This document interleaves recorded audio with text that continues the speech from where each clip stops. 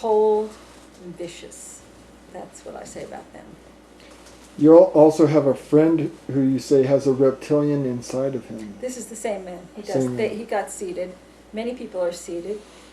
If he's described it as tentacles, almost like tentacles of thought, like these thoughts that are very negative, destructive, will almost like wash over you like a wave.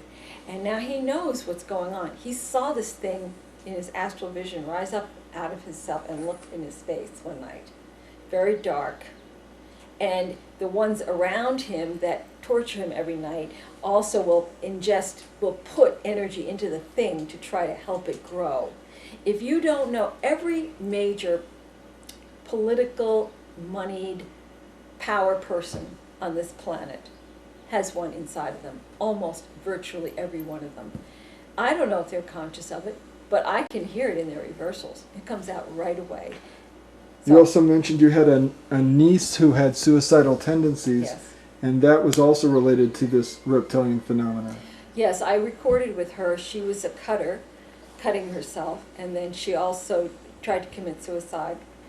And beautiful. She's always been very, very psychic. As a matter of fact, she sees dead people, just like the Sixth Sense movie. And I would have thought, well, maybe she's just exaggerating. She's about 16. But she saw Francis, who had traveled with me years ago, because he was always hanging around me. And as soon as she said that, I knew she was for real. But during this time, they would give her nightmares, they would talk to her, get her, all these negative things, scare her. And she tried to commit suicide. And when we recorded together, when I was out there a year and a half ago, we were recording, and the reptilian speaking on the tape said, "We made you cut. We wanted you to commit suicide." And that was a big wake-up call for her, because she realized this was not her. This was her being influenced by them.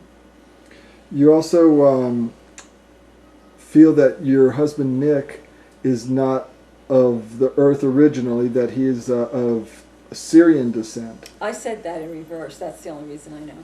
And how about yourself? Do you feel kinship with the Pleiadians? Or yes. I wouldn't have. I mean, I never was into, I'm special, I'm Pleiadian.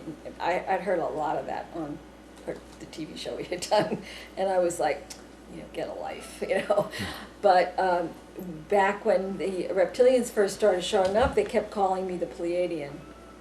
And I kept hearing it over and over again. And it was coming up all the time. And then I heard from the Pleiadians. For a short time, they were able to talk to me. And then I knew it was true. And I would say there are lots of Pleiadians here. There are lots. I would say anybody who would be interested enough to watch a program or to something like this project probably is not from here, and probably Pleiadian.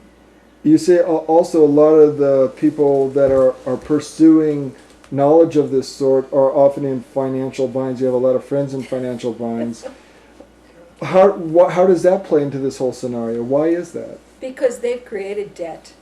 They've created this whole money system. And it's wrong. It's wrong. Look at this planet. It is wrong. So it's not easy. I mean, it's not hard to see how people who are not into the money thing, are probably going to be poor. Unless you're willing to compromise, and I'm not saying everybody, but I'm just saying generally speaking, money is not easy, in spite of the new age, people who say, just think about it, it's yours. I don't think it's that simple anymore. I used to think you could just create it by thoughts, but I don't believe that anymore. Now, you started in all the interviews that you did on UFOAZ, you talked with so many of the brightest and best people in the metaphysical and UFO fields. I remember at one time Jim and you and myself put a show together. And I'm thinking I'm going to turn this over to Peggy Kane, and she's going to be talking about reptilians. Peggy? Thanks, Jim. Hi.